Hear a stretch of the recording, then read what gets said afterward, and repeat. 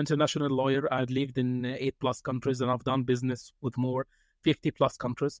I always help digital nomads, global citizens, and remote workers who would like to explore opportunities beyond their home country.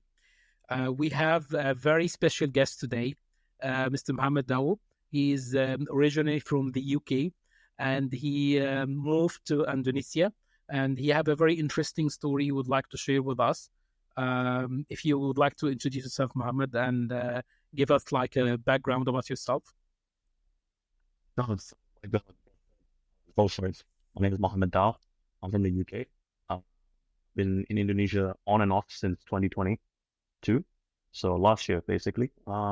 And really the reason why I came here was essentially, for life, for better freedom, better opportunities, the warm weather, of course.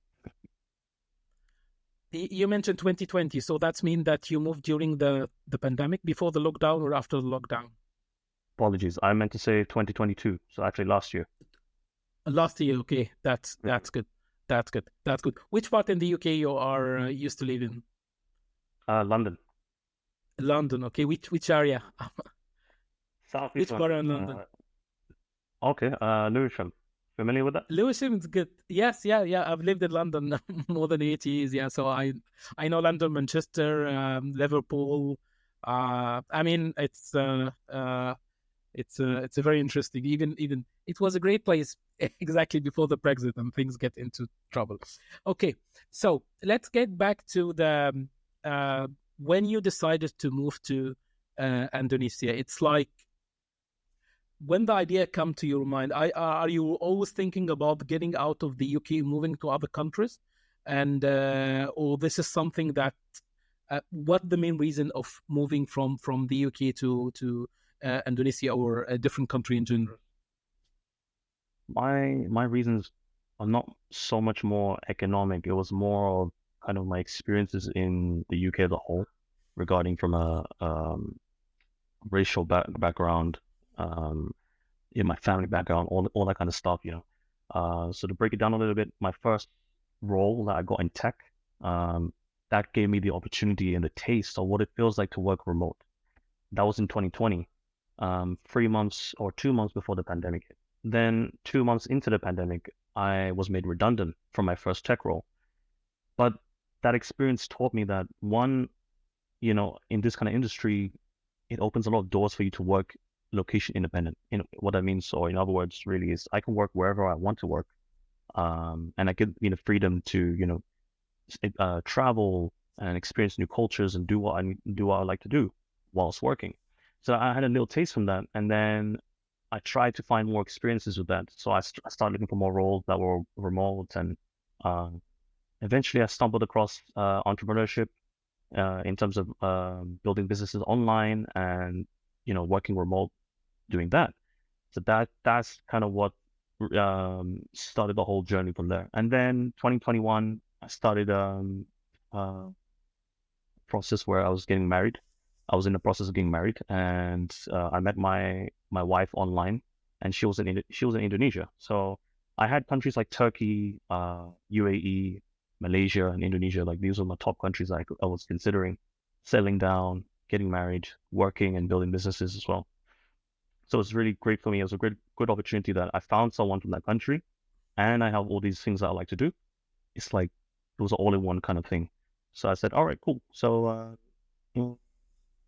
I believe it was February 2022, last year. That's when I made the first step into Indonesia. And at that point, I was around 6-7 months into my current remote job that I have with a tech security company. Since then I've been working remote, building businesses as well, and happily settled down in Indonesia. Okay, that's great. So getting back to your point, it's like, because one of the things that I see that people who would like to be digital nomad, remote workers, or even global citizen, as I call myself always, is that when you are currently get a remote job before the pandemic, before the lockdown, and then you have been made redundant, and that could be like the first shock that come into your lifestyle or your mentality, then you decided that I need to find 100% remote job. I need to find opportunities not just in the UK, and then I build the lifestyle around this point. Exactly. That's exactly how it was for me. Okay. When I was working in the Yes. office, So it was when I was working. Sorry, go ahead. no, that's fine. Come here, you go. Yeah, I mean, essentially, that was exactly how it was for me. Uh, Working in offices, working in location dependent roles, you spend a lot of money on commuting. You spend a lot of money on lunches and off sites and all these kind of things. And it's like it adds up. It really does add up. And London, as you know, major cities around the world in the West, very, very expensive. It's extremely expensive. Even just the transport itself, rather than using your own vehicle, is expensive. When you work in a place like Indonesia or any other country where you can work remote, you tend to see that the prices are so much lower. The cost of living is so much lower. You can generally live a better life in these other countries. Basic stuff, transport, food, entertainment, etc., etc.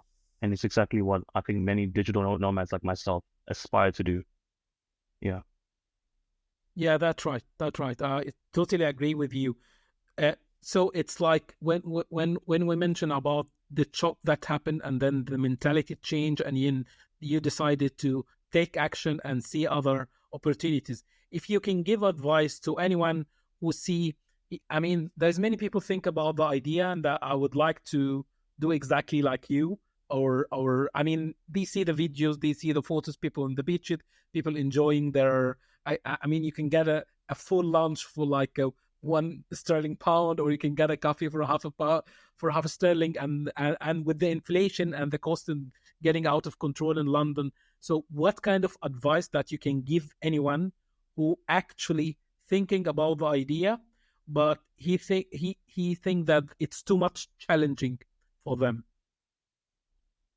There's a lot of things that I've done myself that really helped.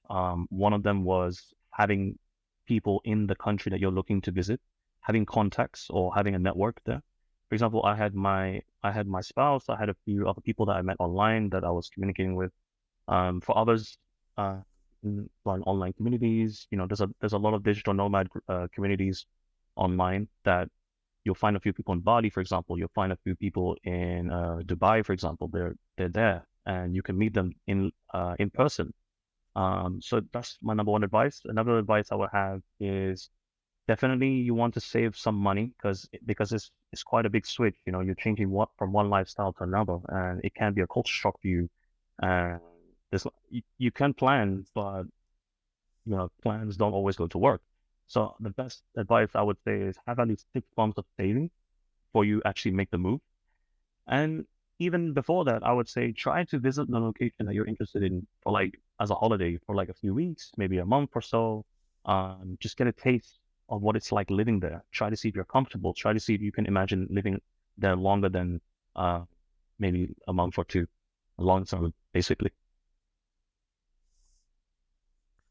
So you advise anyone to save at least a couple of months when they're going to the other location, and give a visit to the location to make sure that this is the country that I will stay long term.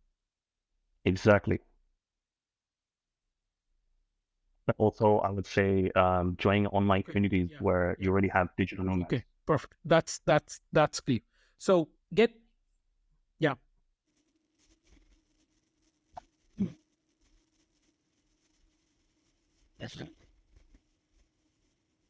Okay, that's perfect. So if we, I mean, before finding your wife, she's already from Indonesia. You mentioned about a couple of countries like Turkey, Malaysia, United Arab Emirates. How do you I mean, have you done like a research about the different countries and how they are different from the lifestyle, the culture, the cost of living? What kind of benefits that you can get for moving this to these countries, or even the visa or immigration process in different countries? Yeah, I did. Specifically, I did research with Turkey and Malaysia, in addition to Indonesia. Malaysia and Indonesia are very similar. Obviously, the difference is a little bit nuanced. For example, the people and as well. A lot of people in Malaysia know English more so than people in Indonesia. Turkey, obviously, when I was doing some research there, it was advised that you should learn the language uh, more so than, for example, Malaysia. Not many people speak English in Turkey and even Indonesia. The tax benefits also, like, for example, you could set up a company in Bali and you can enjoy tax benefits from there. I understand that now Malaysia and Indonesia recently, they've started rolling out digital nomad visas. Indonesia, or Bali specifically, they've started rolling out 5-year, 10-year, or they're planning to anyways. Uh, so that's the stuff I need to know online and research just before I made my move. Yeah.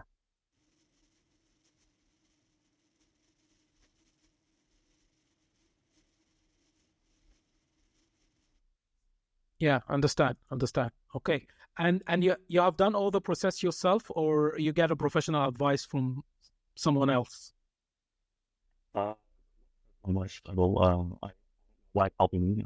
She was my translator when I came over to Indonesia. So she helped me with the process of getting the documents to get married here, the documents to what we're actually the moment we're trying to fix the documents to get the spouse visa for myself. Yeah, so you would need help. Some of us are quite lucky to have spouses to help us. Yeah, there are cases where you would have to hire a professional. Um, and I don't think that's too difficult, especially for Indonesia. Like if you there's a lot of online services now. For myself, I applied for a visa agency in Bali. Uh, they speak English and they have great customer service and everything like that. So yeah, there are options for you, definitely.